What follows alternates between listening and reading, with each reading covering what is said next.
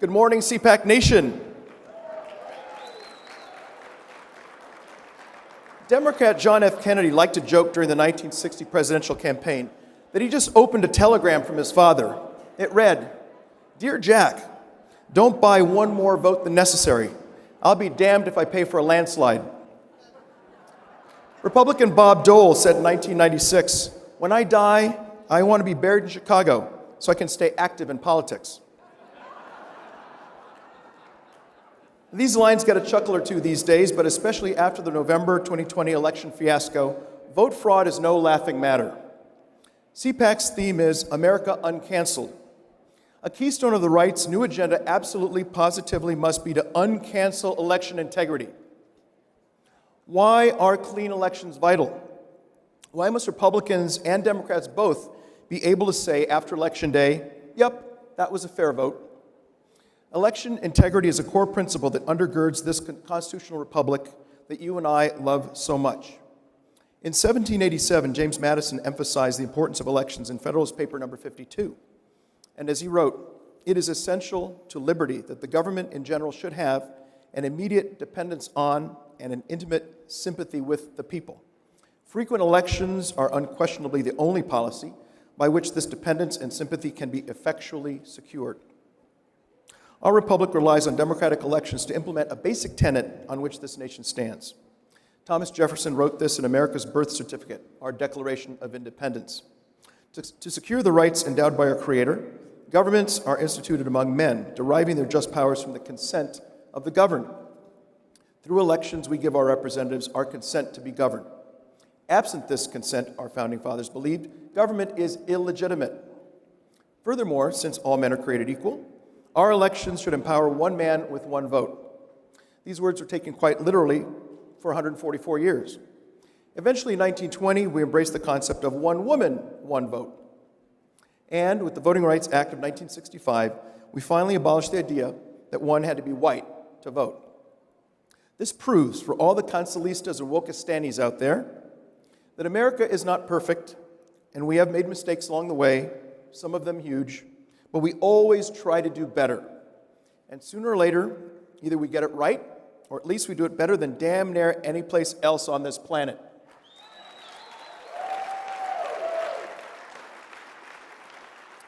So in short, election integrity matters. Battle elections are essential to the good health of this republic as checks and balances, the rule of law, and liberty and justice for all. Alas, this guiding concept is in huge trouble these days. Despite the left's relentless lies, vote fraud is a problem. For concrete proof, check the Heritage Foundation's priceless vote fraud database. Heritage Foundation has detailed so far 1,130 criminal convictions for vote fraud. No, not accusations, not indictments, but criminal convictions, 1,130 of them. So don't tell me that vote fraud is just some right-wing hallucination. The November 2020 election was a nightmare. Judges and other officials made last-minute rule changes that only state legislators were authorized to enact, as the U.S. Constitution requires. Mysterious late-night ballot dumps triggered huge lopsided vote spikes for Joe Biden. Multiple affidavits offered sworn eyewitness reports of cars with out-of-state license plates unloading piles of ballots at counting centers in the wee small hours. Such shenanigans and many more infected Georgia, Michigan, Nevada, Pennsylvania, and Wisconsin. No wonder a November 18 Reuters survey found that 39% of Americans believe, quote, the election was rigged, unquote. This included 67% of Republicans, 31% of independents, and even 17% of Democrats. Willfully blind leftists ridicule the right's complaints about fake ballots and election irregularities because they were not widespread. Well, how widespread must vote fraud be before the left shares our concerns? Will that require 10,000 bogus ballots? 1 million phony votes? Here's a modest proposal. The left can pick that widespread number. We on the right will accept it. And in turn, the right will decide which leftists will have their genuine votes canceled by those widespread fraudulent ballots. Let's start with Rachel Maddow, Chuck Todd, Joy Reid, Chris Cuomo, Nancy Pelosi, and Chuck Schumer. If illegal ballots nullify their votes, maybe they finally will fight for election integrity. Of course, that is unlikely because the Democrat Party is the party of vote fraud. Yes, this is quite a charge, but abundant evidence confirms this allegation. Democrats resist virtually every Republican idea to make our elections more secure, and they labor tirelessly to make our elections more chaotic, more unsupervised, and more unreliable. Democrats, not Republicans, blasted out mass mail-in ballots to everyone on voter rolls in multiple states, whether requested or not. Phantom ballots littered apartment building lobbies. Some were thrown in the trash. How many of them were filled out and submitted? Who knows? Democrats, not Republicans, installed ballot drop boxes on sidewalks where nobody oversaw them. How many fraudulent ballots got deposited in these boxes unchecked and then got counted? Who knows? Democrats, not Republicans, diluted signature match standards, which made it easier to accept and tabulate mail-in ballots with forged signatures. Democrats, not Republicans, blocked GOP observers from ballot counting rooms in Atlanta, Detroit, Philadelphia, and other Democrat swing state cities.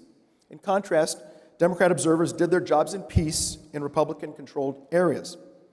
Virginia lawmakers passed a sensible bill in 2017 that would have required an investigation of any election in which there were more ballots cast than eligible voters to cast them.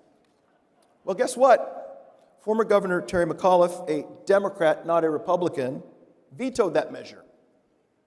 The Federal Motor Voter Act and Help America Vote Act both require that states maintain accurate voter rolls. Here in Florida, former Governor Rick Scott attempted to remove 51,000 dead people from the voter rolls. Not so fast. Obama's Attorney General Eric Holder, a Democrat, not a Republican, sued Florida. Holder claimed that the governor's act of electoral hygiene violated the Voting Rights Act of 1965.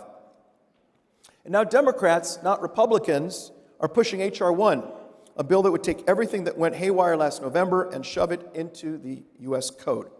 As Nancy Reagan might have said, just say no to H.R. 1. We will underscore election integrity's crucial importance via multiple panels throughout CPAC, starting with our very next session. Please join us for these urgent discussions. Speaking of conservative political action, long before the 2022 midterm elections, conservatives should demand at a minimum the following reforms.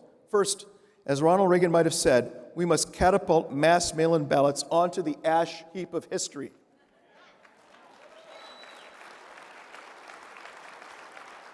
Second, absentee ballots must be limited to the old, the sick, the infirm, and what a concept, people who will be absent on Election Day.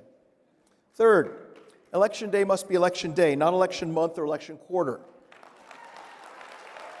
Fourth, no more ballot harvesting. Fifth, voters must be American citizens, not foreign citizens. Sixth, voter rolls must be cleaned early and often to remove inactive, relocated, and deceased voters. Let's remember and honor our dead, but let's keep them away from the polls, shall we? Seventh, when voters cast ballots, they must show photo ID that proves they are who they say they are. Now, the left calls us racist for expecting black voters like everyone else to show ID cards. Wrong. What is racist is the Democrats' insistence that we blacks are too disorganized, too confused, or too stupid to get our hands on photo ID cards. What bigoted anti-black filth. Black Americans show photo ID 7 days a week to drive cars, cash checks, purchase adult beverages, and much more. Just yesterday, the federal government under Joe Biden made me show photo ID to board my jet to Orlando, just like everyone else. How racist. Now, if voter ID really is a tool of white nationalism, how does the left explain this? Nigeria, a country that is controlled by black people, if you want to vote, you got to show voter ID. Ghana, a country that is controlled by black people. If you want to vote, you got to show voter ID. And here is the situation in South Africa. Here is the late, great Nelson Mandela wearing a t-shirt that says, get an ID, register, vote. So yes, we want voter ID cards, and we want them now. Voter ID cards are good enough for Nelson Mandela, so they're good enough for the USA. The fight for clean elections will be huge in the months and years ahead, and we all need to fight like hell for election integrity. This is a fight we can and must win. If we lose, we will become the corruptly outvoted vassals of the left. It is in our hands, my fellow conservatives, to